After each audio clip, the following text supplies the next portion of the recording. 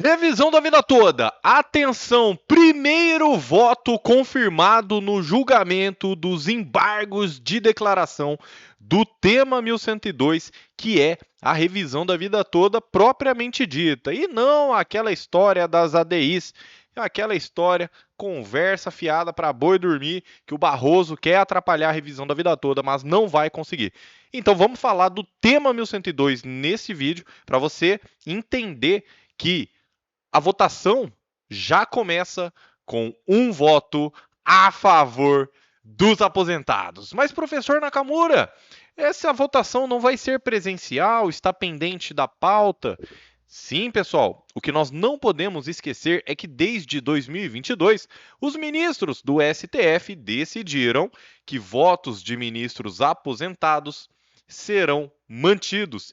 E assim, a Rosa Weber, de forma muito perspicaz, antecipou o que iria acontecer, ela sabia o que iria acontecer e antecipou o seu voto. E esse voto já está valendo na revisão da vida toda e é favorável aos aposentados. Ele precisa ser explicado para você não deixar, né, nenhuma confusão tomar conta da sua cabeça. Então, acalma o seu coração, meu amigo aposentado, minha amiga aposentada, minhas amigas pensionistas que sempre me acompanham, sempre comentam que eu fico muito feliz com esse carinho. Eu vou trazer o voto aqui na tela para a gente ler junto, facilitar, e eu vou quebrando o juridiquês. É um voto rápido e você já vai entender tudo. Agora, análise completa de aposentadoria, com cálculos, videochamada, verificamos erros na sua aposentadoria, mais de 20 revisões para quem já é aposentado ou o planejamento com análise completa para quem ainda está se aposentando, verificamos todos os documentos, parecer jurídico completo com cálculos e os próximos passos a serem tomados no seu processo. Análise completa, o WhatsApp está no link do comentário fixado. Manda uma mensagem que eu estou garantindo uma condição especial agora para janeiro de 2025, tendo em vista que eu estou segurando os valores, estou fazendo uma condição diferenciada. Entre em contato, não posso ficar falando muito devido ao código de ética do OAB, então entre em contato e você já vai receber as informações. Tá certo, pessoal? Beleza! E na tela, olha o voto aí da ministra Rosa Weber que está válido, está vigente, está inclusive no site do STF hoje, tá? Então vamos lá. Ela acolheu o bem lançado relatório do ministro Alexandre de Moraes e ela fala: a despeito do pedido de vista formulado pelo ministro Cristiano Zanin, considerando a proximidade da minha aposentadoria, peço licença para antecipar o meu voto. Ao fazê-lo, adianto, desde logo, que tenho ligeira divergência em relação ao voto do ministro Alexandre de Moraes, restrita à modulação nos termos por ele propostos. Então, ela confirma o voto do ministro Alexandre de Moraes, ela só diferencia, só diverge em um ponto em relação à modulação dos efeitos. Ela relembra que o INSS, após apontar supostas omissões, com manifesto intuito infringente, o que é vedado via de regra, né? Ou seja, os embargos de declaração, pessoal, servem para suprir omissão, obscuridade, contradição ou corrigir erro material. Não serve para você ter um efeito infringente, para você rever o mérito. Não pode. Então, o ministro Rosa Weber e o ministro Alexandre de Moraes não vão deixar essa manobra do INSS passar. E o que o INSS pediu na prática, né, nesse ponto de modulação de efeitos? Ele fala o seguinte, ó, modular os efeitos do acordo embargado de forma que se aplique apenas para o futuro, excluindo-se expressamente a possibilidade de revisão de benefícios previdenciários já extintos, então, aquele benefício de alguém que faleceu e não virou uma pensão por morte, não deu início a outro benefício, tá? Eu preciso fazer a ressalva de pessoas que faleceram com o processo em andamento, tá? Isso são situações diferentes, tá bom, pessoal? Depois é possível habilitar sucessores, depois eu explico isso aí também. Outra coisa que o INSS pediu para deixar de fora: rescisão das decisões transitadas em julgado, que à luz da jurisprudência dominante negaram o direito à revisão, tá? Então isso aqui é o que o INSS está pedindo. O que a gente pode já ter para quem não sabe ou para quem passou por isso, né? Poxa, meu processo teve o trânsito em julgado, tem solução. tem como rescindir o trânsito em julgado. Trânsito em julgado não é para sempre. Existem ações rescisórias, existem outras ações, existem ações baseadas na jurisprudência do STF. Então, acalma o seu coração, entre em contato no WhatsApp que a gente vai verificar a sua situação ou pergunta para o seu advogado, que vai dar tudo certo também na sua vida. Beleza?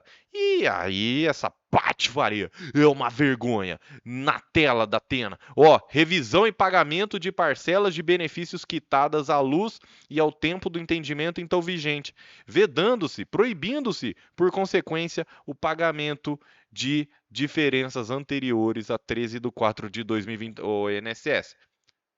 Tá de brincadeira, né, meu amigo? Tá de brincadeira o INSS pedindo para cortar os atrasados anteriores a abril de 2023. Mas não vai colar, sabe por quê?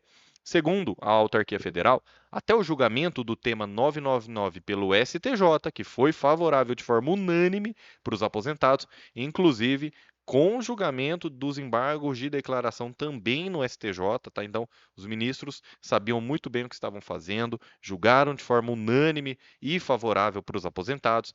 Nos embargos de declaração, o INSS tomou pancada na cabeça de novo, então não se iludam. Quem está errado aqui não são os aposentados. Quem tem que correr atrás não é o aposentado. Quem tem que correr atrás é o INSS, porque a decisão foi favorável a favor do aposentado. Então, o que que a gente precisa? STF, paguem os aposentados, cumpram a decisão. Vamos continuar. Ela fala, né, essa fundamentação aqui do INSS dá vontade até de passar reto, né? Só que ela fala da modulação de efeitos. Mas, né, diz que o INSS está falando que 23 anos depois da vigência da lei de 99 é que o STF teria alterado sua jurisprudência sobre o tema, o que a gente sabe não é verdade. O STF não alterou a sua jurisprudência sobre o tema, inclusive temos decisões de 2013 garantindo o direito ao melhor benefício. Agora, tem uma questão aqui que foi pontuada, inclusive em negrito. Ó, ela fala: quanto ao item A do pedido de modulação, entendo que deva ser acolhido, pelo que acompanho no tópico o voto do ministro Alexandre de Moraes. Isto porque, de fato, até o pronunciamento do STJ, então até a decisão de 2019 do STJ, preponderava na jurisprudência dos tribunais, à exceção dessa Suprema Corte, que nunca havia apreciado esse tema específico em análise, o entendimento que placitava a conduta do INSS. Ou seja, meus amigos, até dezembro de 2019, o STF, a Rosa Weber, que está entendendo que a jurisprudência tinha decisões conflitantes, alguns tribunais concordavam com a postura do INSS, outros não. Então, não era aquela decisão assim, preto no branco, causa ganha, entre aspas, né? Isso não existe causa ganha. Então, a gente sabe que se você quiser falar em modulação de efeitos, limitar atrasados, é no máximo desde dezembro de 2019, tá? Você já vai entender o porquê aqui. Ela ela só difere aqui em relação a uma parte do voto do ministro Alexandre de Moraes. Por quê? Ela fala: a autarquia federal, o INSS, de maneira absolutamente equivocada, afirma que essa Suprema Corte teria alterado sua jurisprudência quanto ao tema ora em análise. Em primeiro lugar, acentuo que, quando do julgamento das medidas cautelares nas ADIs 2110 e 2111, ambas de relatoria do ministro Sidney Sanches, o plenário desta corte indeferiu o pleito, analisada naquela assentada, em juízo de estrita delibação, a constitucionalidade em tese, dentre outros, do artigo 3º da Lei 9.876 de 99. Então, a Rosa Weber, ela já antecipou essa questão das ADIs 2110 e 2111, ou seja, elas não podem alterar a revisão da vida toda, meus amigos. É realmente uma manobra o que estão tentando fazer, mas não vai passar. Sabe por quê? No presente recurso extraordinário, diversamente do que parece crer o INSS, não foi declarada a inconstitucionalidade do dispositivo legal apontado. Na realidade, o STJ analisou a questão mediante a concernente hermenêutica jurídica, sem, no entanto, se valer de argumentos constitucionais. Essa Suprema Corte, de outro lado, à luz do direito adquirido, opa, ao direito adquirido e a correlação entre a exação previdenciária recolhida e o benefício a ser concedido, ou seja, o STF analisou o direito adquirido, a Rosa Weber está aqui garantindo o direito adquirido dos aposentados e também a correlação entre a contribuição previdenciária recolhida, né? Então você paga o INSS e é uma obrigação, mas você tem o direito, né, de ter esse benefício concedido ao segurado com essas contribuições. E o STF compreendeu que o segurado pode optar pela regra definitiva ou transitória, de acordo com a que lhe gere maior benefício. Em outros termos, o artigo 3º dessa lei não foi declarado inconstitucional, de modo que não há que se falar em mudança de jurisprudência do STF.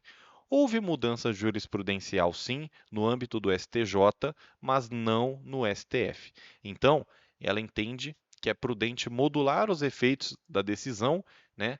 Porque anteriormente os tribunais ratificavam a posição do INSS, sendo certo que transitaram em julgado decisões com esse entendimento. Então, essa explicação aqui, né, vai se traduzir em dois entendimentos. O primeiro é sobre quem teve decisões encerradas com trânsito em julgado, ações arquivadas com o entendimento anterior. Mas eu te tranquilizo, porque essa decisão que ela está deixando de fora, né? Às vezes você teve o trânsito em julgado agora, recentemente, menos de um ano para cá. Seu advogado ou perdeu o prazo, ou né, quis renunciar, enfim. É, então, assim, o que eu estou dizendo aqui que a Rosa Weber e o ministro Alexandre de Moraes estão deixando de fora são os aposentados que tiveram trânsito em julgado, mas antes, anos atrás, tá? E não recentemente, tá? Então, fica tranquilo nesse ponto. E ela continua, né? O INSS acentua de forma curiosa que a tese firmada pelo STF seria inovadora. No entanto, segundo atesta a ata de julgamento, foi negado o provimento ao recurso extraordinário. Ou seja, meus amigos, o STF ele apenas chancelou, apenas confirmou o entendimento do STJ. Então, se a tese seria inovadora, se há uma mudança de jurisprudência que autoriza a modulação de efeitos, essa mudança de jurisprudência não ocorreu no STF. No máximo, se você quiser alegar isso, no máximo ela teria ocorrido então em dezembro de 2019. E vamos continuando. Porque, com a devida vênia, a partir do entendimento do STJ, não mais subsistia justa expectativa para a autarquia federal. Ou seja, a jurisprudência já havia sido alterada pelo STJ. Olha, está em negrito isso aqui, pessoal. De modo que a conduta a ser adotada pelo INSS deveria se pautar pelo entendimento daquela alta corte judiciária, notadamente em razão dos efeitos que emanam do pronunciamento exarado sob o rito dos recursos especiais repetitivos. O que isso quer dizer?